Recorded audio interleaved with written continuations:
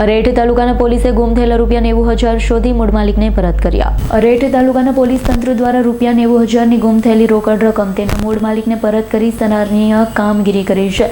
નાગરિકને રકમ મળી હતી, તેમણે પ્રામાણિકતા દાખવી પોલીસને જાણ કરી। તારીખ 11 જાન્યુઆરીના રોજ સવારે 10 કલાકે આસપાસ ગામની સીમામાં ટેકરા ઉપર પોતાના ઘરના ગોલા ઉપર રહેતા શૈલેષભાઈ મેર પોતાની મોટરસાયકલ લઈ કામ અર્થે નીકળ્યા હતા। દરમિયાન તેમણે નરેણ ગામના આશ્રમ ફળિયા ખાતે તેમને ₹90,000નું રોકડ બંડલ પડી ગયું હતું। નરેણ ગામ આશ્રમ ફળિયામાં રહેતા નિલેશભાઈ ગામી ત્યાંથી પસાર થઈ રહ્યા હતા। તેમને રોકડ રકમનું બંડલ મળ્યું હતું। તેમણે પ્રામાણિકતા દાખવી નજીકને અરેઠ આઉટપોસ્ટને જાણ કરી રૂપિયા જમા કરાવ્યા અને અરેઠ પોલીસે તપાસ હાથ ધરી ₹90,000ના મૂળ માલિક શૈલેષભાઈ પોપટભાઈ મેરને શોધી કાઢી આ રોકડ રકમ શૈલેષભાઈને પરત કરી ખરેખર માનવીય અભિગમ દાખવ્યો હતો।